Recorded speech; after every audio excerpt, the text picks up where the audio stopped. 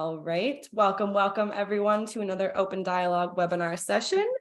We're here today with some folks from Saskatchewan. We're going to be talking about Insurer-Repairer Relations, a very hot topic that it's been requested for quite a while on our Open Dialogue webinar. So we're talking to SGI basically based on our Insurer Report Card that we've run for quite a few years now. We've seen a steady increase in their mark. And that's all sourced from you guys, the repairs and everyone that works with SGI. So we wanted to see what the work has been and how you guys have really pulled your grade up. And we've got Tom Bissonnette from SAAR, he's here to give some insight on how they work together to work on pain points with collision centers and just improve the overall industry and help make all parties happy. So welcome everyone. I'll launch a poll here in a second, ask where everyone's tuning in from. Be sure to let your friends know we're live here.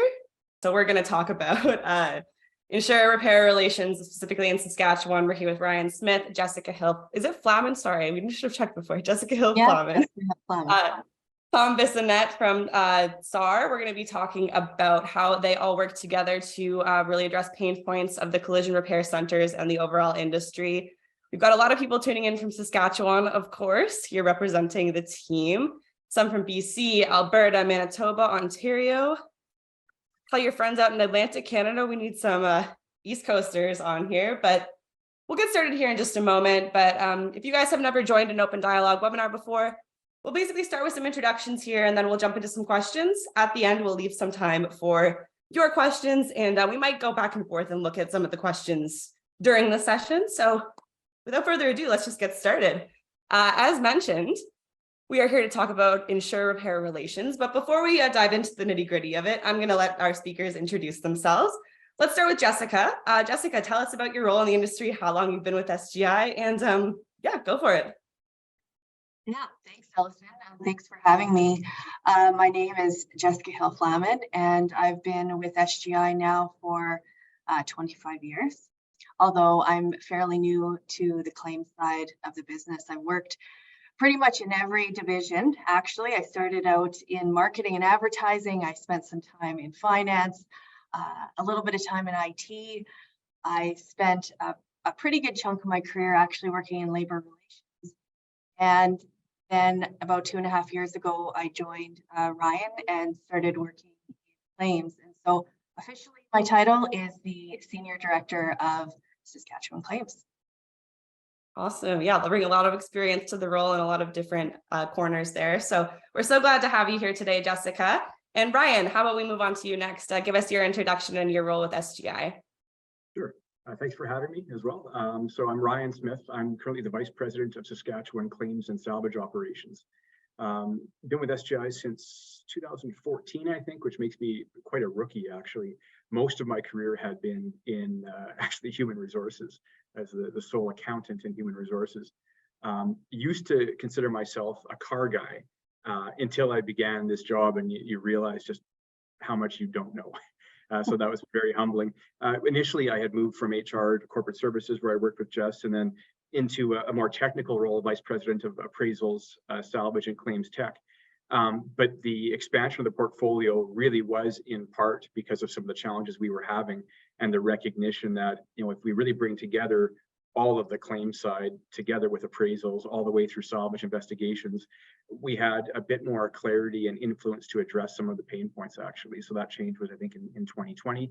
I've known Tom since 2018 and our relationship through ups and downs has maintained in a pretty good place, I'm happy to say. So I'm glad to be here today to talk about our relations. Yes, thank you so much for joining us, you two. I think you're some of the first Insurer panelists we've had on an Open Dialogue webinar. So welcome to the stage. And Tom Bissonnette, for those that don't know you, let the crowd know who you are and how you advocate for the collision repair industry. You bet. I've been involved in the collision industry since 1982. Started off in parts, became a shop foreman, became a shop manager. I worked for independent body shops. I worked for dealership body shops. I've managed truck body shops. I bought my own business in 2000, Power Auto Body, and in 2016, only 16 years, crazy. I hit 60 and I said, that's it. I need to just step back and enjoy life. And after 1 year, I was so bored, I couldn't stand it. I took on the role of the executive director of the Auto Body Association. This funny thing is, it's a kind of an upfront thing. They were kind of worried about hiring me because they thought he's kind of outspoken and it might damage our relationship with SGI. So that was the big concern when they hired me.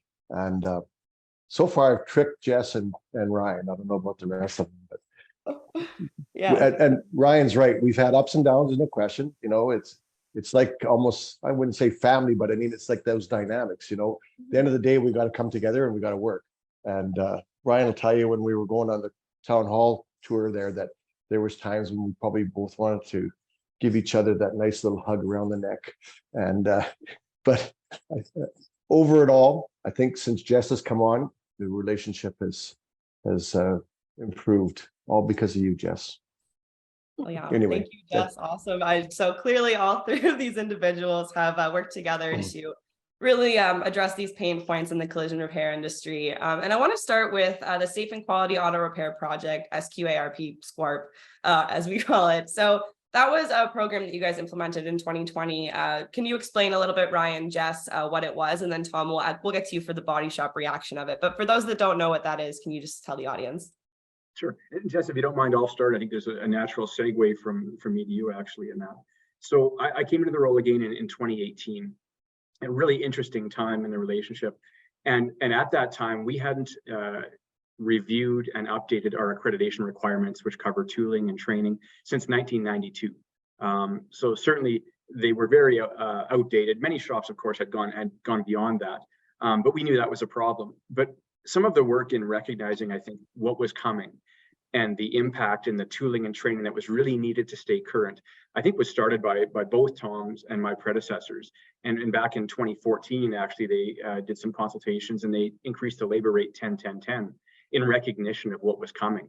But unfortunately, while we certainly had shops that recognized that and accepted the importance of documentation for liability and learning these new techniques, a lot of our industry didn't. And we've been doing some tours rather in 2018. And we found a large number of our repairers just simply were not up to speed on the importance of diagnostic scanning. They weren't appreciating the nuances of working with the high strength steel and the different fastening techniques. And maybe most concerningly, many didn't know about the John Eagle lawsuit in the States. And you know, that really was, I guess, an awakening. And as Tom and I say, you know, we can't unknow what we know. At that point, we realized this was an industry, while we hugely variant in terms of how far they'd evolved, we couldn't unknow that there were a number of shops that simply weren't ready. And so we're a bit unique in Saskatchewan. Of course, we're a government insurer. We have a population of about 1 million people, but we're almost the size of Texas, you know, an area that has 30 million people. And so it's especially important for us to have this network of repairers that can service our customers across the whole region. And also a bit of a recognition that we aren't going to have the same scale that I think other jurisdictions can maybe rely on more so. And so this led to, this was a later 2018, led to a series of town halls. And we'd already been working with industry on what are some potential models we could use to up the requirements. And we knew the consultation would be a big part of it. And so we did these tours in I think it was 2019, really informing, and I think we'd all agree, a really pivotal point. It was just an opportunity to get down, to meet repairers face to face all across the province, to try to convey our perspective. And frankly, there were some really tough conversations. Like Tom mentioned, there was one in particular I could think of where Tom and I got a bit frustrated with each other. But as or more importantly, later in the tour, there was a particularly rough town hall where industry and Tom kind of stood up to the repairers that were giving us a hard time, saying, like, you guys, this is not a Saskatchewan issue. This is North America. This is the world.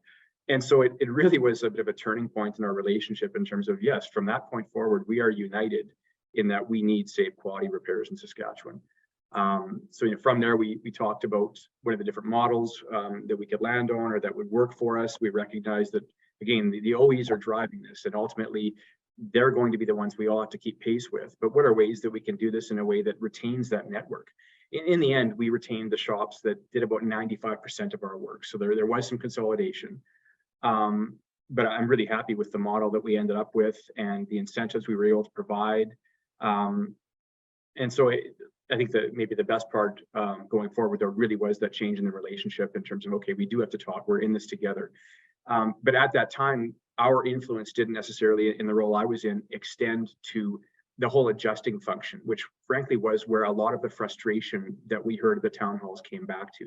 There was some of the policies in general, but it was a good recognition for us, the portfolio that I had changed. And one of the first things we did actually was bring Jess over from her experience that she had in various roles in the company. And it was her that really sort of got us focusing a bit more on the experiences, the employee experience, the partner experience, and the customer experience. And so Jess, maybe I'll just turn it over to you. Just elaborate there. How did you do it? Because it seems like, I mean, they're both here giving you major props, and even in our notes, we've got, thank goodness Jessica got involved. So let us know, how did you make that connection? That's really nice. It was, you know, I appreciate that.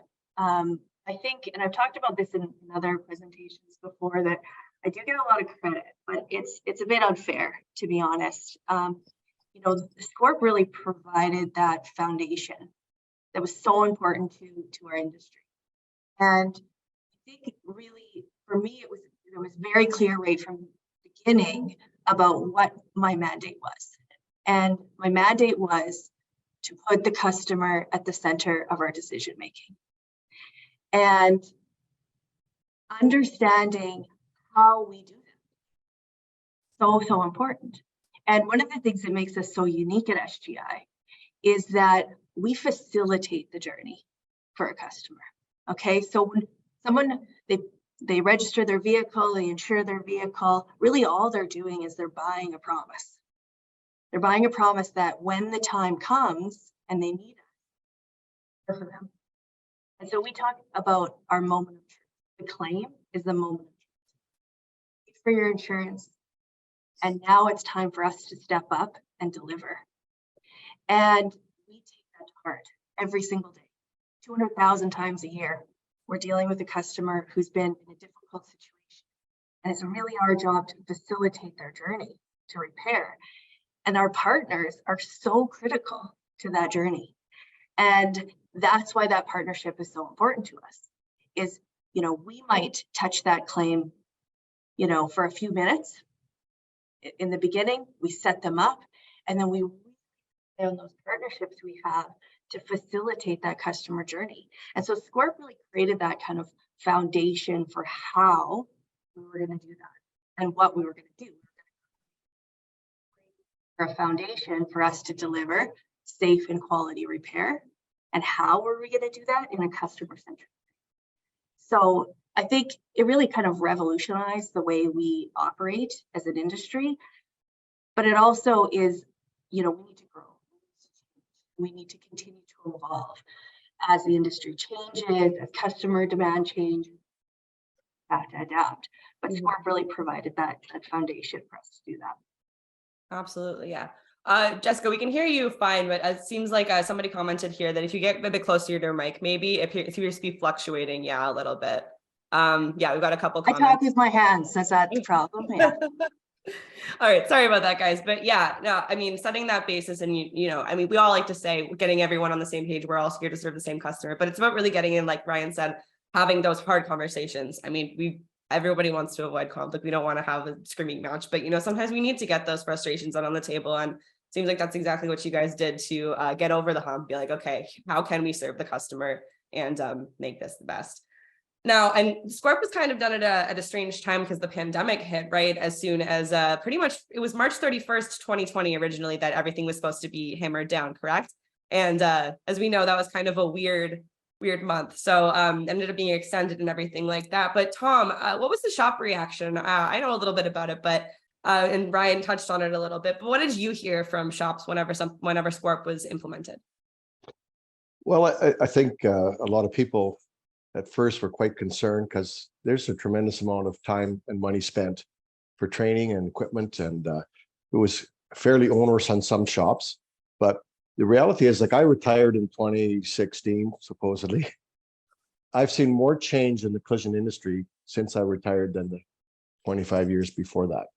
Like, it's insane. We're working with 200 different types of metal. I mean, we've got all these electronics and computers, and they're very complicated what we do for a living. It's insane. And so we knew we had to change, and, you know, couldn't do business as usual. Like, as Ryan stated, we can't unknow what we know. So we know there's a technological problem. And so quite frankly, there was probably some pushback. We probably lost, Ryan, quick if I'm wrong, about 50 body shops that just said, I'm not going to play this game anymore. And that's unfortunate. That's a business decision that people had to make.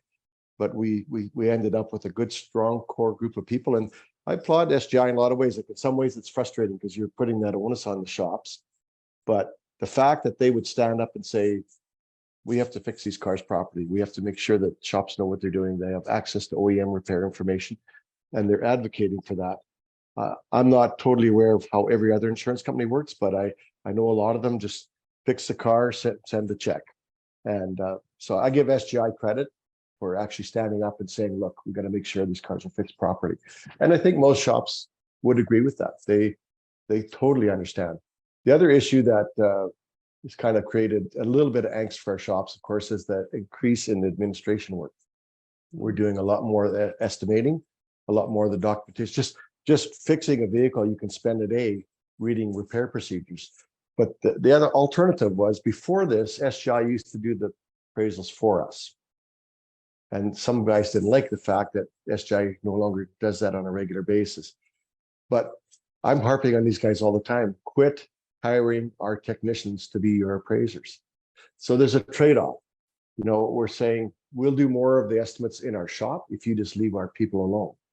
And it's a tightrope that we're walking here. You know, they need technical people, and you know, right now their requirement is a red seal technician to be in a certain limit of appraiser. We'd like to see a whole area that's just an estimating or a job planner, and leave the red seal guys alone. But for the time being, the shops, unfortunately, a lot of that work has been downloaded to them. So there's two issues: the cost of equipment and training, and then of course doing the extra admin work. It's a little bit of frustration, and it's a pain point. Oh, absolutely. And we hear that nationwide from, it's not just Saskatchewan that's suffering from that, but it's great that you guys are discussing it. Obviously, I think that that's a lot more than what some other people can say. So I've seen some of the pain points you've discussed about your PDR matrix and everything. And trust me, those conversations, they can get a little bit heated, but at the end of the day, everyone's smiling and it's all good. So I'm going to kind of dive into our Insurer Report Card, just share my screen here quickly. I want to show how their scores have improved over the last couple of years. So pop up on my screen here. This is the 2019 score right here, the B-. And then we can see in 2020 that SGI actually went down to a C- overall. So that was an interesting find that we can look at here. But let's go back to, sorry, my screen's going to be kind of choppy right here. They're all in different windows. But if we go to 2021, the following year, whoops, that's the wrong one. There we go. 2021, the following year. These are our different categories for, you know, body shop relations, dispute management, and payment timeliness. But SGI's overall grade was a B+. So pulled it up quite a bit from the previous year. Is there anything you guys can speak to? You think SCORP maybe helps with that? The maybe jump from there. Is there anything you think specifically that might have happened that resulted in that? So, Jesse, you can maybe elaborate more. I'm not sure actually if you were even here at that point now that I say that. I know early on with some of the pain points that were discussed in the town halls, we made a couple of quick changes or improvements to our resourcing, including adding some technical positions.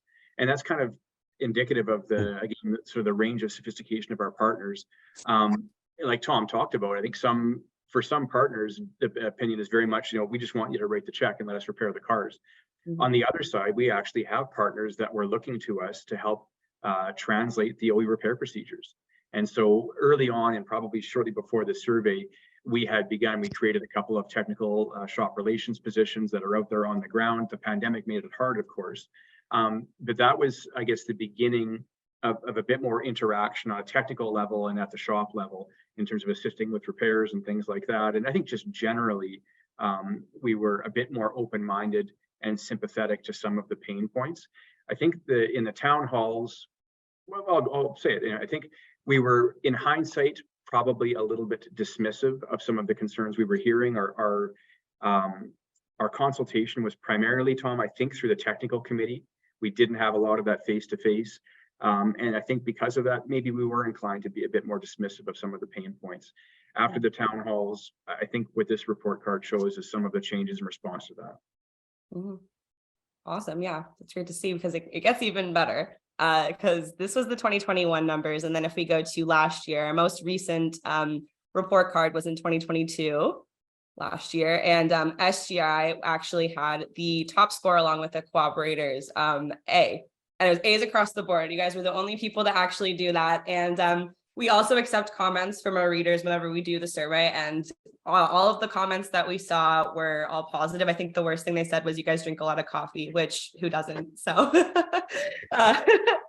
but clearly the conversations you guys are having really work. I think the town halls are so key. I mean, every time I see another town hall, I'm like, feels like you guys just did one. You're always bopping off to different small towns in Saskatchewan or the big cities, and you're talking to people in the flesh. So, I mean, this is kind of where I'm going to open the floor to you guys to kind of just open mic. In your experience, what are some of the keys to the collaboration and working with collision repair frustrations, addressing those pain points and getting past the, frustrated phase and into, okay, let's make solutions? Why don't you go first, Jess? Yeah, it's just about not being positional, right? It's about genuinely going out and understanding, listening to people. Some of the most impactful things. And I don't identify Ryan as the car guy, right? I that was not my interest.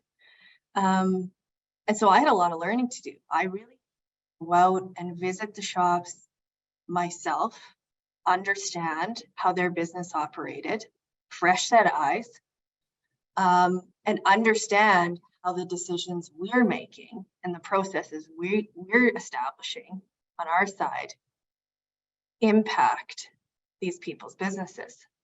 And, it's not really that sophisticated, to be honest. I mean, it's just going out there, listening to what people are telling us, and coming back and trying to make some changes that are going to improve that, because ultimately it is about that customer experience.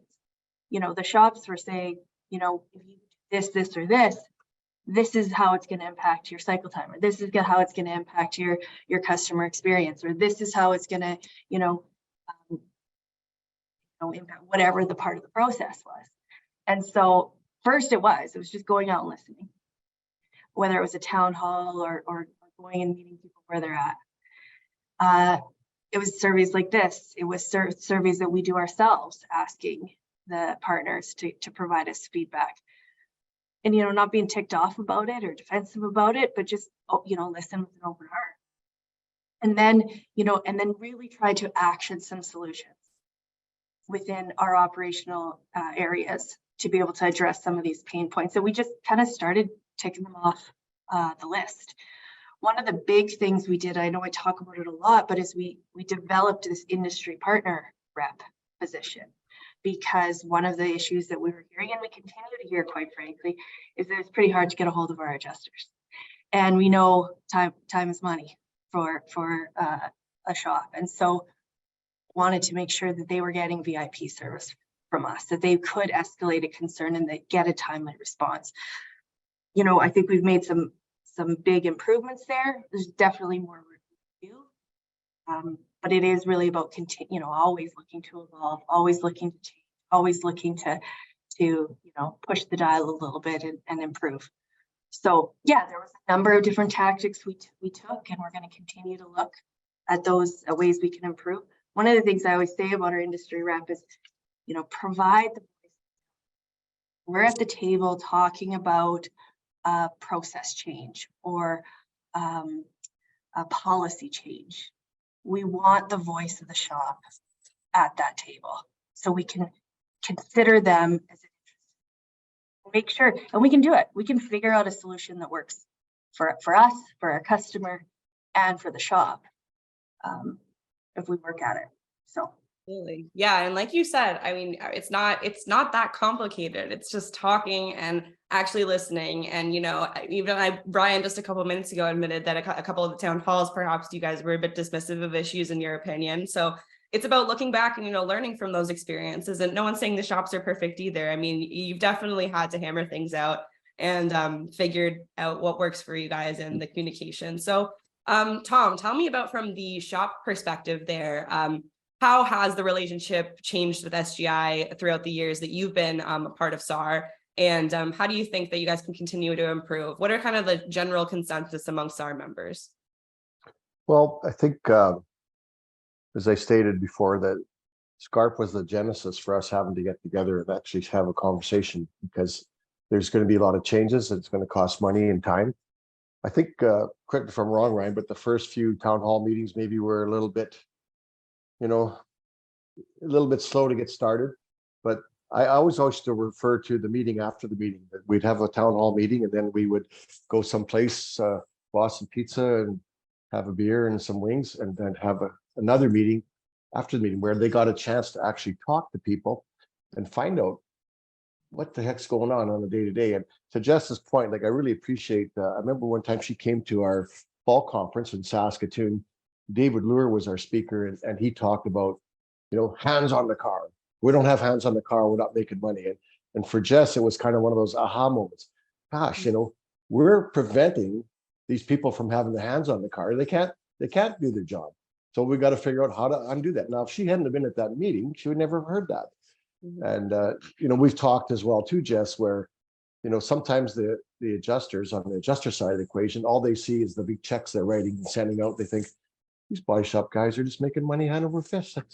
It's what these guys are getting paid. Well, they don't understand until you go to a shop what it takes to make that thing happen, make that repair happen. So I think getting out and actually having a conversation was such a key element to our relationship. And I think, like, I tease these guys, it's bad and good. I've come to know them as people they're people, just like everybody else. That I consider them friends, which is good because we can talk. But it's also bad because when I get mad, I can't get too mad at them. I just, I have to be polite now. And but everything begins with the conversation, and I think that's what's missing between a lot of the repair shops and the insurance companies. In the absence of understanding, all there is friction. And someone other, my advice to the insurers out there, start talking to your shops. They got lots of good ideas that can help you with your business too, right? So. And to your point, I mean, with when I was at the SAAR Spring Forum just this past February, I mean, you had a bunch of SGI reps there. You guys had a whole team of people, a whole crew, and everyone was listening to the presentations. Hearing you were up on the stage at one point yourselves, and everyone was, sharing ideas, sharing thoughts. It's about, clearly the insurers want to make things better and the repairers want to make things better. It's about, finding that want in both of you and realizing, like you said at the beginning here, that we're all reaching towards the common goal. For some people, they might be, upset that how do we get those people on the same page? We actually have a question here that's kind of, Colin Welsh says, well stated, Tom. Yeah, I agree.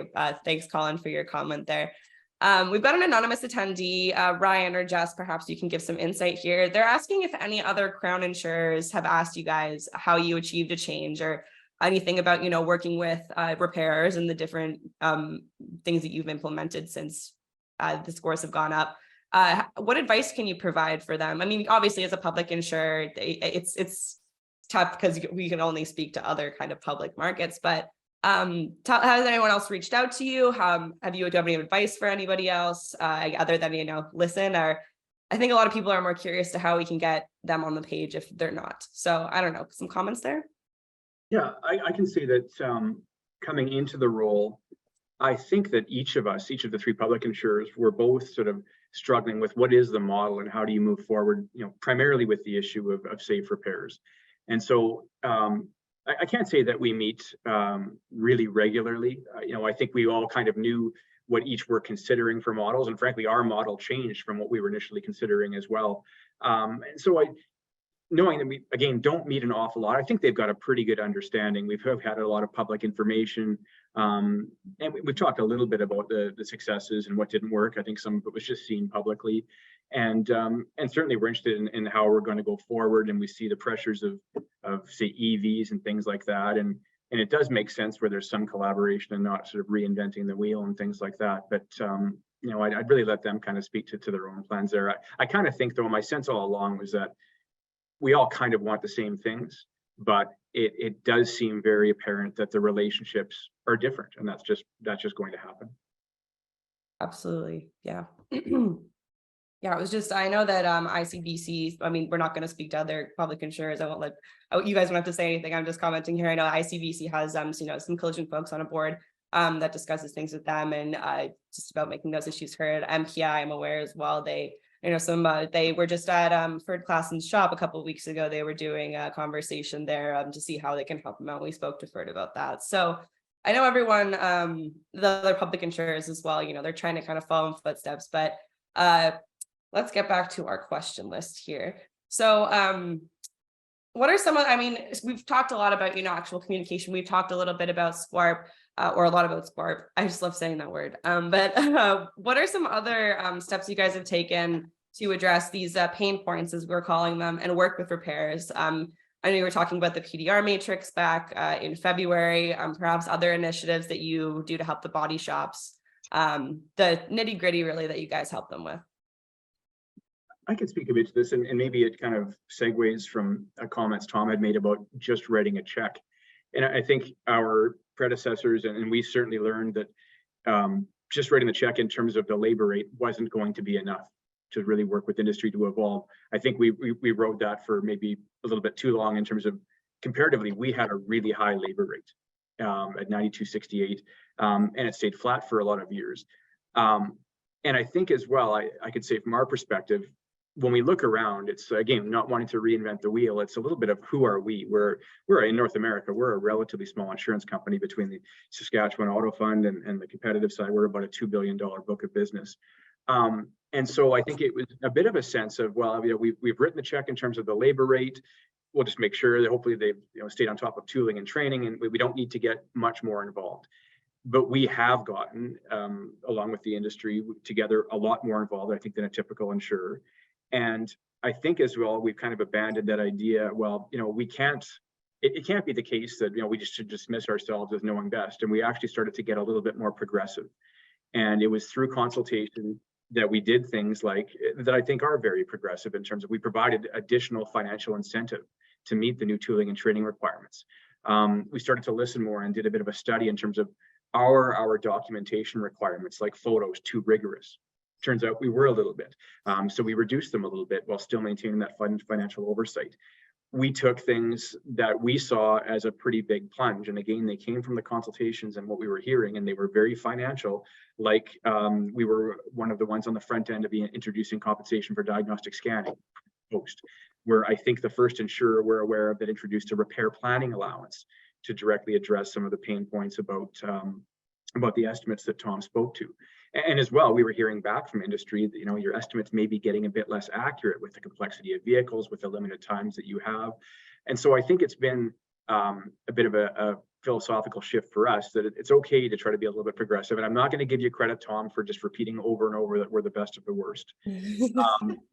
But I think that was a bit of a shift for us internally, that, it's okay to think that maybe we do know what we're doing, and we can be a little bit more progressive, that if we loosen things up a bit, the sky's not going to fall. But again, we're a government insurer. We have to be very careful of our financial oversight. And so we're very cautious in the times where we're trying to be progressive. And sometimes we see when industry, if you want to call it, catches up, maybe the compensable operation is more rich when they introduce it, and we can address it or adopt at that point. Mm-hmm. Yeah, and I mean, being trailblazers in some of those allowances there, I mean, that's huge. Then it definitely helps others, follow suit, and helps the entire industry as a whole. So, Tom, speak a little bit perhaps about how how the shops kind of convey their frustrations, or how the grapevine kind of works, if you may. Well, certainly. We're not having any town halls this year, but we do have our two conferences. We had the one in February, and we have one coming up in September, which is going to be our biggest and best yet. So there's always an opportunity. And SGIs, as you mentioned, they bring lots of their frontline people that are listening. Sometimes it doesn't get right down to the actual, I shouldn't say the frontline, like the appraiser on the appraisal desk and the odd adjuster, but the leadership is there and they're hearing and talking about it. Just wanted to go back a little bit what Ryan was talking about. You know, we were talking about labor rates and that kind of stuff, which is kind of a taboo. It's one thing when you're dealing with insurance companies, they don't like talking about that stuff. But I remember one time we went into negotiations, and that's one area where we have an opportunity to take from our members, input from them. And we were talking about compensation. And Ryan was one that said, you always have to talk about a labor rate. Isn't there, can you be a little bit more creative and think of something besides, you know, another few bucks an hour? And so we went back and we put our hats on, and now maybe it's common practice everywhere, but in Saskatchewan, up until recently, we paid our own Mitchell estimating fees and our own all data fees. And we said, well, would you guys mind paying that? And yep, we'll do that. Well, that is such a great thing, because from a shop's perspective, it goes right to affect your bottom line. You don't have to pay a technician 0.5 or something for that. It goes right to the shop. So that was a big benefit. And, you know, I don't know, it was really from people in the industry that were telling us, the negotiation team and the technical team, this is getting expensive. Can you help us? And it was Ryan's suggestion, think outside the box a little bit. Mm-hmm. It's not always the dollar amount, it's what you get paid for. And we're always listening. Like I do a weekly newsletter. People send me information all the time. They phone me. I think they're at a point where they know that if they got a problem, that they can call me. We take it to either our technical committee or to our negotiation committee. And many times I'll just pick up the phone and talk to Ryan or Kieran. I always called him Kieran, but I found out now it's actually Kieran. And Jess and I were talking one time, and she says, from SGI's perspective, they want to pay. They want to pay the claim. They're looking for ways to pay. Kieran is looking for ways not to pay. So it's their job. He's here, by the way. I just checked. He's in the audience. Good. Yeah. Anyway, but his job is to control costs, and that's his job. And you know, my job is to advocate for the body shops. And as long as we have a communication or conversation, we can work around the issues as best we can. And sometimes we have to be creative. It's not as simple as adding a few bucks to the door rate.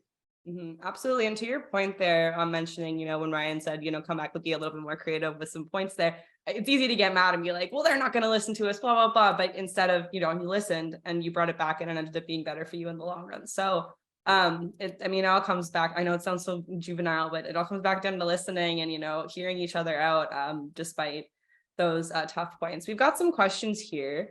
I know this is going to be a hot topic when we let this one go. So we'll start with it. How's the capacity issue or tech shortage in Saskatchewan? I would say, Tom, you're most knowledgeable about this. So why don't you? Oh, you know, it's critical.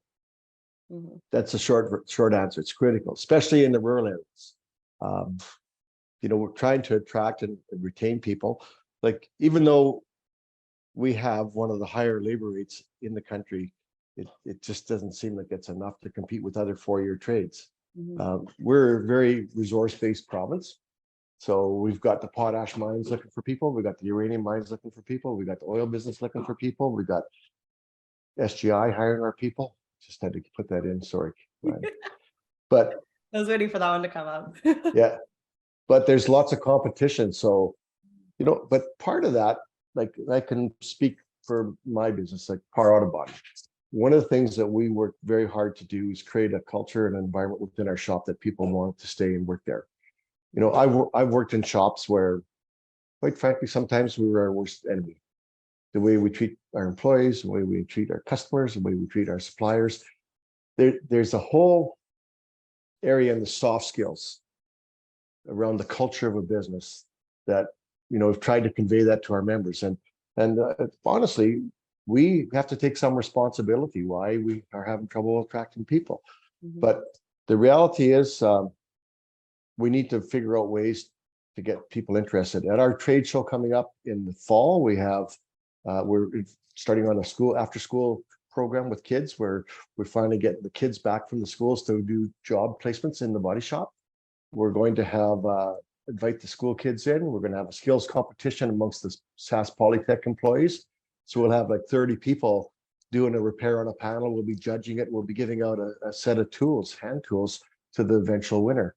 We're going to have estimating contests. We're going to have, body shop Olympics, where we'll maybe have somebody take the front end of a car apart and put it back together again to see how fast it is. But we want the kids to be there, and we want to show them that this can be a fun industry. It's for anybody that's a hands-on motivated. It's a great opportunity to be a mechanic, an electrician, a carpenter, an artist. Really, is what it is. We've got so much to offer, and most shops, whether it's right or wrong, they work Monday to Friday. You get weekends off. How can you beat that? So we've got some work to do on our side. Yeah. Anyway, you guys. Yeah, it's Go ahead. definitely a problem across Canada. And I'm just going to speak a little bit too. I know I've learned personally a lot about Saskatchewan just in the last couple of months. We've been running a series with Tom just about different shops in Saskatchewan and doing little shop profiles on them and learning about all of the different small towns. And did you guys know that Moose Jaw is actually the sunniest city in Canada? I found that out when I was doing this. So Saskatchewan gets the most sun. So your sun doesn't set until way, way late in the summer. But there's a lot of things that I think people, and when I went to Saskatchewan in February, guys, it was 9 degrees. It's not as cold as you think. I don't live there, so don't take my word for it. But I know that Scott from Sask Polytech too was talking about some of the programs you guys do. You're very forward thinking about the best techniques like BTAG. You do some BTAG training, the outer panel repair specialist. So there's so many opportunities to learn. And like you said, Tom, there's just seems like people aren't coming, and you have one of the highest labor rates and what's going on. But one of the lower costs of living too, like in those articles that you're talking about. I mean, in any of these communities, and I'm talking Moose Jaw, Swift Current, Estevan, Humboldt, Melfort, Tisdale, you can buy a beautiful home for $350,000 and walk to work. Your kids can walk to school. And so watch for those ads in Collision Repair Magazine. Thanks for that little plug. I didn't know if I want to step on anybody's toes there, but we'll bring them up. It's great to talk about, all the different things that we've learned about Saskatchewan. And Kieran's in here. He says it's pronounced Kieran, gave us a little phonetic spelling there. So I'll send that to you after, Tom, so you can practice. All right. Jess, Ryan, anything to add to Tom's point there about, retaining staff, the general, just, status in Saskatchewan? At SGI, we have what we call an intentional culture. And so that has been a real recruitment incentive for us at SGI. And I know Tom gives us a hard time about stealing people from industry. And I'll tell you, we try very, very hard not to do that. The reality is there is a labor crisis. It's not just your industry or our industry. This is an issue that we're all going to have to get, and I appreciate your comments, Tom, get creative about how can we create work environments that are conducive to people's lifestyles. And so we've done a good job at SGI. Just like we said, we want to be a partner of choice. We want to provide the best customer service. We also want to be an employer of choice. And so we have had a lot of turnover. I talk about that quite often. It's actually not a negative thing for us. It's good. There's lots of promotional opportunities at SGI. So we're hiring people all of the time, and we're promoting them within our organization. So yes, I think there's an issue for us for sure. But our kind of this intentional culture that we've created has been really a competitive advantage for us in terms of hiring and retaining people in our company. Mm-hmm. Absolutely. I think I could even add a bit to that. Totally agree, Jess. And because we've got everything from adjusters, clerical, all the way to the technical positions, and we've had some of the same challenges, not just in the general adjuster world where Jess has had incredible churn, but we've got technical positions as well. And so longer term, and I know we've got some Mitchell folks on the call, longer term, we would like to reduce our reliance on those technicians, like Tom said. Ideally, those technicians are for industry. And the roles that we do require, hopefully we can be that good employer for maybe a technician that needs to get off the tools for health reasons or things like that. But we've had to actually shift a bit internally. I have to give huge kudos to Polytechnic and SAAR for how they've worked together in the marketing they've done. We were able to actually use a bit of funding and redirect it towards some of the marketing that they had done. And we've made some changes internally as well, where we had to help state, we need to be somewhat technical to be credible to work with industry, right? And we've also got a large fleet of vehicles, so we use this center for that. We had some trouble staffing and decided, well, let's create a whole new design of the program where instead of having senior technicians or seasoned technicians, let's just go down to one. Let's abolish all those technician positions and create as many apprentice technicians or positions as we could. And so right now we've actually got in our claims tech area a program where we're just trying to develop and then hopefully release out to industry more technicians rather than just rely on taking them from industry. So I know it's a frustration for any of the Saskatchewan folks on the call. We've heard loud and clear the frustration with that. And longer term, we do hope that technology plays a key role in reducing our reliance on technicians. And in the meantime, we are taking some steps to do that. Yeah, absolutely. One of the questions we have here, what's the average wage for techs in Saskatchewan? If you could kind of, we've been talking about labor rates and stuff, could you give some insight? We might have someone, a recruitment. So, Tom, do you want to pump the rates at your shop? Well, You want to work I actually did a survey. If I'd have known this in advance, I would have looked it up. But I do a survey every January where I ask all of our shops, what are you paying for first year, second year, third year, fourth year, journeyman, front office staff, wash bay, whatever.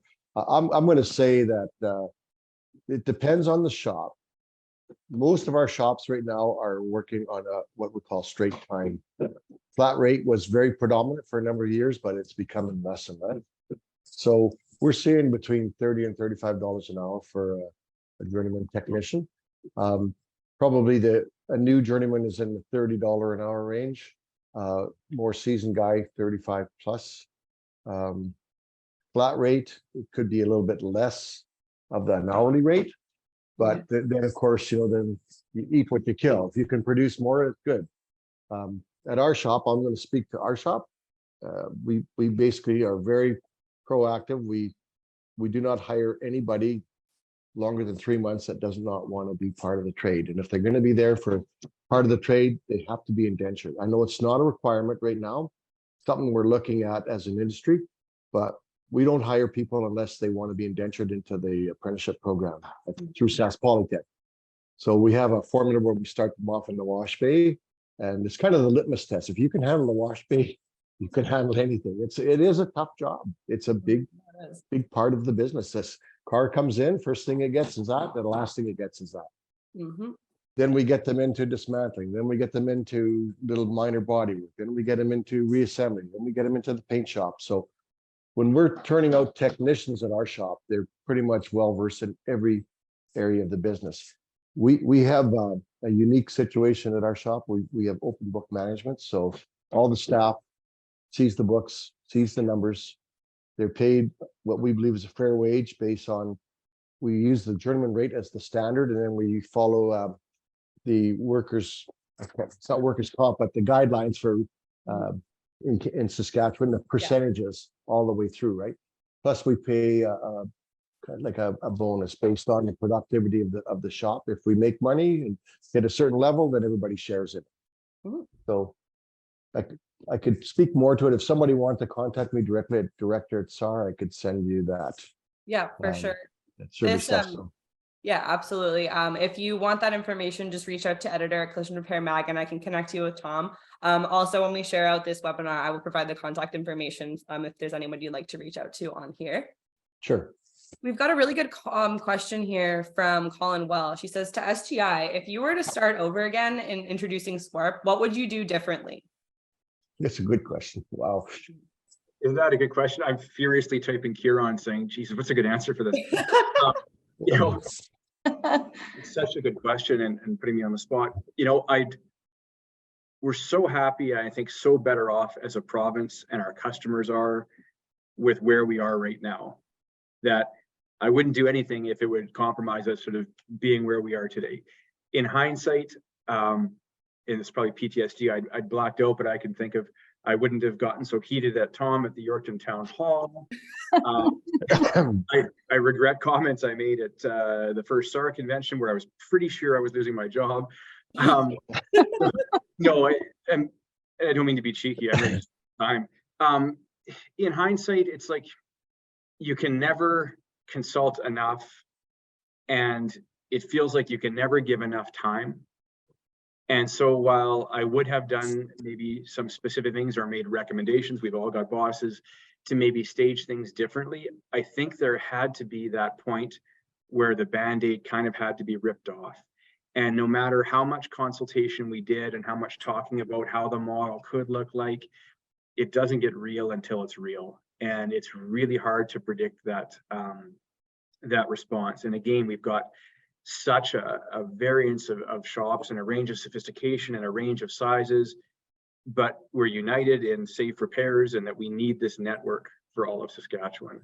And so, you know, I wouldn't change anything that wouldn't get us right back where we are today. I probably would have put a bit more rigor maybe into some of the change management. But again, it's hard to know if it would have made a material difference or not. I think there was just some emotional reaction that had to happen. But I'm curious, Tom, what would you say in hindsight? Well, it's pretty easy for me. Should have got Jess involved sooner. Without a word, but honestly, and I don't mean to be, we're always teasing these guys that ever since the women got involved, things have gotten better, but it's true, because that was the missing part of our relationship. Like, we've always been able to sit down with Kieran and Ryan and all the technical people, but the missing element for us was the adjuster side of the equation. And I remember having discussions with Ryan where he basically said, no, that's not a problem. That's nothing. You know, like, I'm going, you're not listening. You're not paying attention. And I can honestly say it didn't take very long for Jess to figure out, yeah, we got to make some changes. And I think that was for me, was one of the key turning points. That's the only thing I would say, bring her in sooner. Her side of it. I'm not giving Jess all the credit. She's got some great people she works with. They got a great staff. My buddy Jag and Jennifer and all those guys, they're just great people, and they listen and they pay attention, and they've been empowered to make changes. And if we would have had them right from the start, Ryan, correct me if I'm wrong, it might have been a little easier. Yeah, no, I think that's fair. No, I think that's fair. That would have been, in hindsight, some easier gives. Kieran did throw a couple of good ones as well, in terms of, you know, maybe we would have engaged the OEs a bit more earlier if they were up for the conversation. Maybe we would have engaged the CCCs of the world and things like that, of course, but became a major part of our accreditation requirements. So I think a couple of opportunities there. Yeah. Yep. Absolutely. All right, I've been saving this question because I know it's a big one. But this person says, I really commend SGI for the work you've done in recent years, not only for accreditation, but also for industry relations. Now, does anyone in the chat, I mean, we can only speak to, obviously, as public insurer, public insurance, but do any of you have an opinion on why private insurers or otherwise have been so reluctant to look for positive changes in this person's opinion, or been slow to help their body shop partners? I mean, is there any kind of things that you can say, Tom, maybe in your experience, or some of the hurdles really that are preventing the changes? I've been talking way too much. I'd like to hear what Jess has to say about that. Yeah, we're not being specific, but Jess, what are some of the hurdles you guys saw when you're trying to do these things, and or what do you think some of the hurdles getting in the way of people actually making positive change are? I don't know the answer to that. I don't know what the hurdle would be. You know, it wasn't that much of a hurdle. Yeah.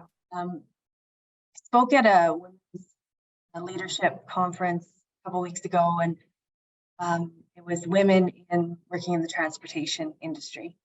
And someone asked me, you know, did you get a hard time? Did you get a hard time when you went out and talked to the shops? And I had to answer, honestly, I haven't had a hard time. You know, the conflict is healthy conflict, and it's based primarily in respect and professionalism.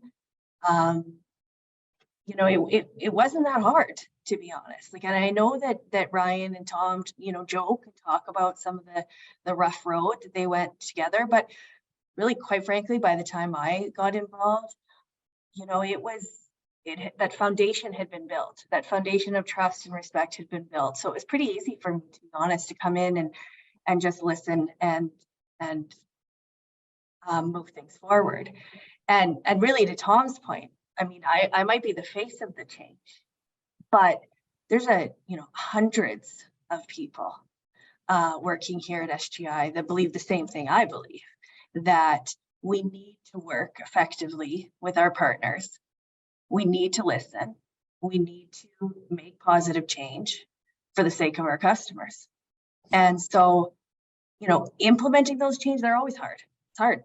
It's figuring out how to change a process or implement a change with hundreds of adjusters, who are moving in and out of their jobs all the time. Yeah, I mean, that's tough stuff, but that's really what we're here to do, right? We're here to do that. And I think there's tough times ahead for us. I mean, our organization is in this moment of corporate transformation where we're going to be moving to new systems. And so there's going to be some bumps along the way for us as we transition to this new system. And so, we're going to hopefully rely on that relationship of trust and mutual respect and collective problem solving, because there's going to be more challenges ahead for us to navigate. So hopefully we've created kind of, again, a framework for us to be able to do this effectively. But, we shouldn't be afraid of conflict. I think it's healthy. I think it's how good decisions are made.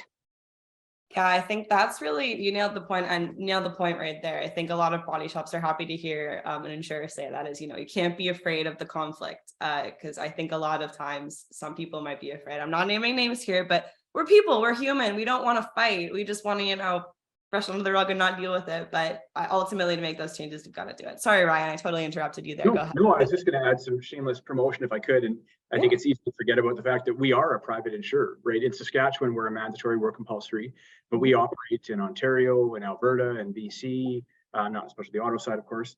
And so I can speak as a private insurer in that regard, in that, safe repairs come at a cost, and we understand that. But how we intend to thrive and succeed is through the experiences. It's the customer experience. Safety is a critical part of that, and the partner experience. So we do, in the regions, we do engage with our repair partners the same ways we do in Saskatchewan, or in very similar ways, I will say. And so for us, that's part of our value proposition and how we want to succeed as a private insurer. And so can't speak to how the others do it, but that's certainly our perspective. Absolutely. And it is our vision, really. It is our vision as SGI, traffic safety, right? So, that is so ingrained in all the decisions that we make. Yeah. And we're committed to this province. We're committed to the people of Saskatchewan. And so that really does, it's natural for us, I think, to make that connection. And we're committed to these communities. Right. I would just add to answer your question, which whoever put that forth, how do you get the private insurers on board? Yeah. We're really lucky here. Like as Ryan said, we're a million people, small province, everybody kind of knows everybody. So pretty easy to develop relationships and get to know the people. And the town hall meetings did that. So on a national scale, we have the Council of Canadian Collision Repairers, CCCR. We also have CCIF. And I had a great conversation last week with Stuart Klein. Stuart Klein is the new ICAR director for AIA. And, he asked me, what can we do to help the collision industry? I said, you guys got to get back to the basics. When we started CCIF back in 1999, there was a lot of more hands-on. There was a forum, and we had breakout sessions where we talked about things like aftermarket parts are crap. We got to fix that. Materials, this is a problem. We got to fix that. We had all these little breakout groups, and we were dealing with a lot of the issues that body shops deal with on a regular basis and having discussions. And somehow or another, whether it's the Canadian Council of Collision Repairers or if it's CCIF, we've got to get into a situation where we can get into the same room with some of the decision makers of the insurance companies. Because guess what? I'll tell you, if you're an insurance guy listening, we can save you time and money if you let us help you. Mm-hmm. And we're not just out there we want more money, we want more of this. We can save you time and money if you will just sit down and have a conversation with us. So hopefully there's enough insurers listening on this call, and they'll give some credence to the Canadian Council of Collision Repairers, and they'll give some credence to CCIF, and you know what, sit down and have a chat. If you want, call me even and tell you how we did it here. Talk to Ryan. I think we're in a better place. We're not I always say we're not where we want to be, but but thank God we're not where we used to be. Mhm. At least now we're talking, we're in the same room, we're trying to find solutions. This is very complicated, some of the things we're doing, and everybody's got a job to do. They got a job to control costs, we got a job to look after our members, and we're just doing the best we can. So Mhm. anyway, have a Absolutely. conversation. Yeah, where it absolutely. starts. That's where it Have a starts. conversation. And I'll end on a good note. We do have another opinion here. This attendee apologized for their skepticism. This is the same person that asked the question about the public insuring, getting people on private insurers, getting them on board. This person, just to get their opinion out on the board, they say the hurdle is money, public or private insurance lines. It's going to be money. We all want to make money. And I think I think it was Tom, or at every presentation or every conference we go to, you always hear that, everybody's here, the repair is here to make money, insurers want to save money. It's a pull and tug. So as long as the pay controls what they say versus what they should be paid, changes will be few and slow, is what this person believes. But I think what we've really learned here today is, as Tom's saying, we need these conversations in person, these breakout sessions, these, everyone needs to be on the same page. And I know Tom mentioned Jessica's aha moment, and coming in here, everyone needs to understand what the person does. Before we even hopped on this call, sorry, I'll wrap things up here. I know the people have calls to go to, but before we hopped on this call, even Tom was saying, that there's always going to be discussions about different things in terms of, push and pull. But there's always going to be discussions, and we're never going to be 100% happy with where we are, as you just mentioned there, Tom. So thank you everyone for your comments. We've got one more here. Yeah, Stefano, until OEMs, insurers, shops, suppliers, techs, and all together in the same room discussing topics of contention, it's going to be a hard road. So thank you so much to you guys for sharing your thoughts, how you have done all of this. I think everyone appreciates the session. Bob Jaworski says, great job, everyone. Good to see open communication that goes on in Saskatchewan between SGI and the body shops. So I'm excited to see where else you guys go next in terms of bettering the industry. And we'll see you at your fall conference in September. And yeah, have a great day, everyone. Thanks for tuning in, and thank you so much. Thank you very much. Thank you very much. Thanks for having us.